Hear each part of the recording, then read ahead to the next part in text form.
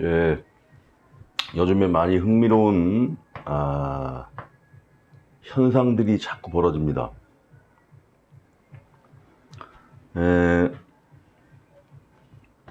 지금 그 코리아 넘버원, 그리고 그러한 그 한국 최고라는 그런 인식들이 전 세계적으로 지금 많이 인식되고 있죠. 그래서 한국이 수출하는 그런 그 물품에도 태극기를 붙여달라, 뭐 이런 일들도 발생하고 있다 그래요. 우리나라의 삼성이나 현대나 이런 데도 약간의 코리아 디스카운트, 삼성은 뭐 별로 아니겠지만, 현대차 같은 경우 옛날에 그랬죠. 근데 이제 그 기술에 비해서 제 가격을 받지 못한 것도 사실입니다. 근데 그러한 현상들이 이 대기업군들, 글로벌화된 대기업군들은 많이 해소가 됐는데, 중소기업 같은 경우는 물건이 좋아도 제 가격을 못 받았다 그래요. 독일이나 그 일본 이런 데서 만들었던 제품은 불만 없이 썼다고 하고, 이제 중소기업들이 한해서 그래요. 이 코리아에서 만든 거는 믿을 수 없다. 분단돼 있고 뭔가 믿음이 안 가고, 품질은 좋지만 뭔가가 찜찜하다, 뭐 이런 식이었다 그래요. 제가 요즘에 하나의 사회적인 현상, 그것을 인문학적인 관점으로 봐도 좋습니다. 그런 관점에서 그 유튜브에 올라오는 여러 상황들, 이런 상황들을 예의주시하고 있습니다. 과연 우리나라의 위치가 어떻게 가고, 이 코리아 넘버원이라는 이런 현상이 과연 앞으로 지속될 것인가, 이것이 앞으로 우리나라 국격에 어느 정도의 파급적인 효과를 주면서 우리나라가 당당하게 세계에서 잘 나갈 수 있는 그러한 그 기회가 될 것인가, 이런 것도 한번 판단을 해볼 필요가 있겠다 해서 사회과학, 학적인 관점에서 지금 보고 있는데, 거기다가 이 역학적인 잣대까지 붙여가지고 지금 그 전망, 또 해설을 해볼까 그래요. 그러한 중소기업들이 지금 수출하는 나라의 바이어들이 그런다 그래요. 태극기 문양을 붙여서 보내달라, 그럼 더 비싼 가격을 받는다 이거예요. 그동안에 K-팝, 그 다음에 K-드라마, 그리고 이제 그 K-푸드, K-뷰티, 이런 식으로 해서 한 코리아에서 만들면 뭔가 믿음이 간다는 인식은 있었다는 거예요, 그 전에. 근데 그러한 것을 이번 기회에 잠재돼 있던 그러한 어떤 코리아 넘버원이라는 그런 의식이 이번 코로나 사태로 인해서 코리아 방역 코리아, 뭐 이런 식으로 해가지고 완전히 어떤 수면 위로 떴다, 이렇게 판단이 되는 것이죠. 이번에 코로나가 우리 대한민국에 상당한 리스크, 위험 요인으로 올 줄 알았다, 이런 생각들이 대부분이었어요. 특히나 이번에 총선에서도 여당이 좀 지겠다, 이런 식으로 이제 생각을 했죠. 근데 오히려 의연한 그 대처, 속전속결로 처리하고 투명하게 공개하고 하는 과정에서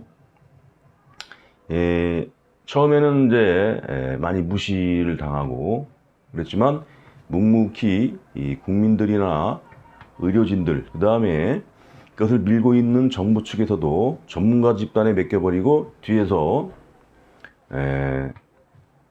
일사불란하게 움직일 수 있는 그런 여건을 만들어 준 것이죠.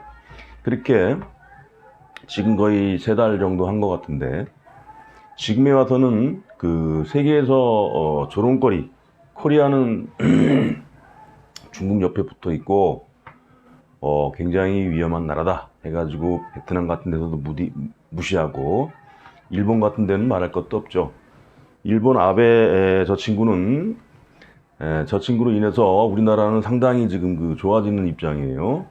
저런 아베 같은 저런 그 무능하고 부패한 인간이 일본에 있어야 우리나라가 더 부각이 됩니다. 그리고 일본이 자꾸 가라앉아야 뭔가 깨닫고 잘못했다는 걸 알고 우리와 협력 관계로 갈 수 있겠죠. 그런 모든 면면을 볼 때 이것은 단시일 내에 끝날 문제는 아니다라는 게 제 판단이에요. 제가 그동안에 나라의 구분을 어떤 관점에서 봐야 되는가, 이거를 생각을 해봤어요. 이런 관점은 뭐냐면은, 그, 어느 나라고, 물론 지리적으로 좋아야 되겠죠. 우리나라는, 페니슐라라 그래가지고 왜 반도 국가죠. 반도 국가라는 건 대륙에서 오는 그런 기운이 바다에 둘러싸여가지고 기운이 빠져나가지 못해요. 그래서 굉장히 강한 기운이 몰려 있는 게 반도, 페닌슐라. 그러한 그 땅 중에서 이탈리아가 옛날에 반도 국가에서 세계를 갖다가 로마 제국을 갖다가 만들었던 그런 그 지형이었죠. 3,000년인가 지속됐죠. 그래서 우리 한반도가 앞으로는 그러한 지형으로서의 위치도 돼 있고, 그러한 운기가 이미 시작되지 않았는가, 이런 판단이 들어서 제가 쭉 분석하고 연구하다가 자료도 뒤져보고 하면서 한번 이 데이터를 만들어 보고, 그리고 거기에 왜 이러한 논리가 들어갈 수 있는가 하는 걸 한번 설명을 해볼까 합니다. 한 나라의 어떤 그 위치가 좋고 아무리 뭐 지하전이 많다고 하더라도 그 나라의 운이라는 게 있습니다. 운이라는 것은 뭐냐면은 어떤 시작점이 있으면은 굴곡을 타고 가다가 꼭지점을 찍고 다시 하락했다가 다시 또 바닥을 찍고 올라가고, 파동이라는 것이죠. 예를 들어서 이 우상향으로 이렇게 쭉 간다고 해도 분명히 내리막이 있으면서 다시 정비를 해서 다시 올라간다는 거죠. 이 파동 이론인데, 이 주식 같은 거 하시는 분들은 잘 알 겁니다. 우리나라 부동산도 파동을 타고 계속 오르락내리락 하면서 결국 우상향으로 가죠. 우리나라는 그러한 그 시발점으로 6.25를 갖다가 시발점으로 제가 보고 있습니다. 바닥을 찍는 시점. 그 전에 조선시대부터 쭉 내려오던 어떤 기운이 바닥을 찍고 이렇게 올라가서 쭉 이런 식으로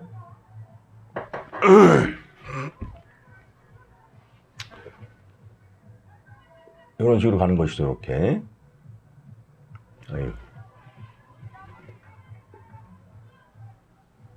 이렇게 가다가 이렇게 하면 안 되겠구나. 바닥을 여기서 찍고 이렇게 올라가는 거죠. 이렇게 가다가 지금 천안함 사태가 2010년도에 났죠. 여기서 한바탕 좀 수리게 됩니다. 이렇게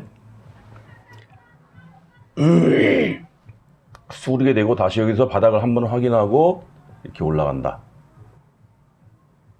이런 식으로 지금은 이 지점에 와 있지 않아 하는 생각이에요. 이때는 뭐냐면은 나라를 망하게 하려니까 저 부정부패한 집단이 들어섰죠. 이명박이라는 그 사악한 집단, 그 다음에 박근혜라는 멍청한 집단이 드러나면서 온 나라를 갖다가 간신배들, 부정부패한 도둑놈들이 판치는 세상이었어요. 그러한 것이 9년간 있었죠, 이게.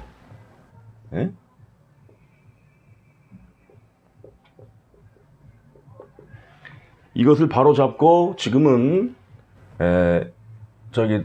재정비해가지고 이때가 봄, 여름, 가을로 치면 하나의 입춘 뭐 그렇게 봅니다. 입추 따져가지고 이 시기가 바닥을 찍고, 이게 60년 주기죠. 이 사이가 60년이다. 그러면 여기서 다시 바닥을 찍고 시작하는데 천안함이라는 것이 하나의 또 바닥을 찍게 만드는 요인이 됐고, 그런 사악하고 부정부패한 무리들, 멍청한 무리들이 나라를 집권하면서 바닥을 확인하게 되는 거죠. 이게 다 국민들한테 경각심을 주라고, 앞으로는 잘 하라고 그런 사악한 무리들이 들어오는 거예요. 그 다음에 다시 여기서부터 찍고 올라간다, 이렇게. 그럼 사실 이때가 되면은 여기서 어느 정도 뭐 굴곡을 그리거나 하더라도 이런 식으로 다시 또 올라갔다가 여기서 한 또 60년 주기가 있겠죠. 그러면서 어느 지점에 다시 꺾인다. 꺾이고 다시 또 올라간다. 그러면은 이것을 계량화했을 때 지금 우리가 이 지점에서 지금 3만 거의 4만 달러 가까이 지금 하고 있죠. 1인당 국민소득이. 그렇다면 여기에서 나중에 이 40년이 정확히 30년이 되는데, 이 기간이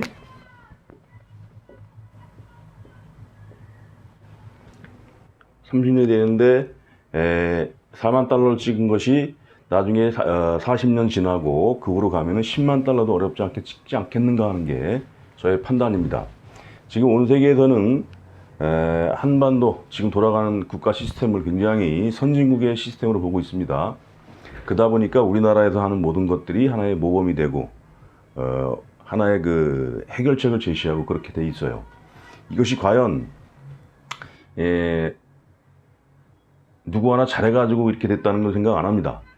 이 땅덩어리에 있는 온 국민들의 이런 그 에너지, 모든 사람들이 잘 살고자 하는 에너지, 사람답게 살고자 하는 에너지가 모여가지고 지금의 문재인 정권을 출범을 시켰고, 문재인 정권은 그거에 충실하기 위해서 심부름 같은 그런 역할을 하는 것이죠.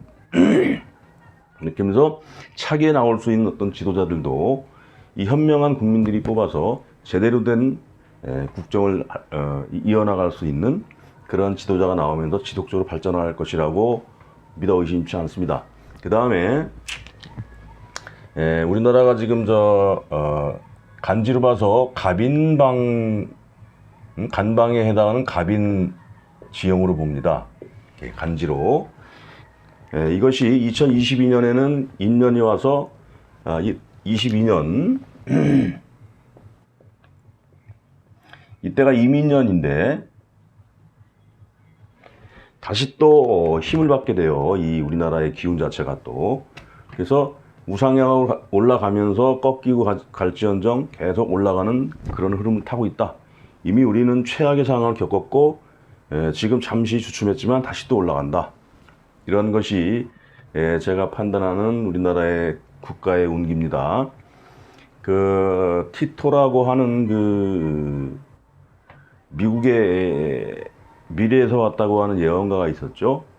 우리나라가 일본도 식민국화하고 그 다음에 베트남 동남아 이쪽 해안가를 쭉 잡아 들어가면서 중국을 압도하는 그러한 막강한 그 국가가 된다고 예언했다고 하는데, 꼭 그거를 갖다가 참고하는 건 아니지만 전혀 허무맹랑한 말은 아니다, 이런 판단이 들고 있어요. 만약에 이런 폐허가 된 상태에서 전쟁으로 폐허가 된 상태에서 과연 지금의 모습을 그때 예언했다면 이게 말이 되냐, 이게 전혀 그럴 수가 없겠죠. 근데 앞으로 여기 4만 달러가 10만 달러 된다는 건 충분히 이건 더 쉽게 예상이 가능한 얘기죠. 그래서 우리나라가 세계의 초인류 국가가 된다는 것은 믿어 의심치 않는다. 그리고 지금의 돌아가는 객관적인 상황이나 운기론적으로 봐서 충분히 우리나라는 미국과 어깨를 나란히 할 수 있는 그런 위치까지 갈 것이다. 이것이 바로 객관적으로 보는 그 사회과학적인 측면, 인문학적인 측면과 역학을 이용해서 수치화해 본 이러한 그래프로 충분히 우리는 재미있는 세상을 앞으로 살아갈 수 있을 것 같다, 이렇게 생각이 되고, 그런 면에서 일본은 점점 망조가 들고 있어요. 아베라는 그 멍청하고 부패한 정권이 들어서면서 일본은 지금 망가지고 있다. 국채가 국가 채무가 300%가 가까이 되는가 넘는가 그래요. 이런 것을 보더라도 일본은 끝장났다고 봐요. 이제는 아무리 돈이 많으면 뭐합니까? 그 돈은 이제 국가에서 갚든 어떻게든 해야 될 돈이고, 그러다 보면은 발전은 지금과 같이 하기가 쉽지 않죠. 지금 일본이 남아있는 기업 중에 그나마 제굿이라는 건 도요다밖에 없어요. 나머지 기업들은 전부 내수 기업이고 수출에 대한 경쟁력도 없고, 그래서 일본은 이제 우리의 말을 들을 수밖에 없다. 그리고 우리나라는 앞으로 잘 나갈 것이다. 이것이 간지로 보는 우리나라의 운기라고 할 수 있겠습니다. 시청자분들 기운 내시고 자영업 하시는 분들 힘드시더라도 참고 견디다 보면은 앞으로 같이 잘 살 그런 세상이 올 것이다. 이렇게 희망을 가지시기 바랍니다.